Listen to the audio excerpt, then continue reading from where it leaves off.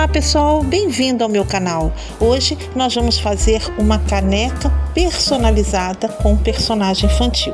Primeiro nós vamos usar uma bolinha de isopor para fazer a cabeça, ok? E depois fazer toda a decoração.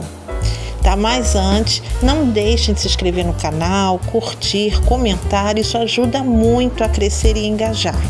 Eu espero que vocês gostem. Qualquer dúvida, deixem aqui nos comentários, terei o prazer de responder, ok? E é isso, até a próxima. Tchau, tchau. Vamos curtir a aula.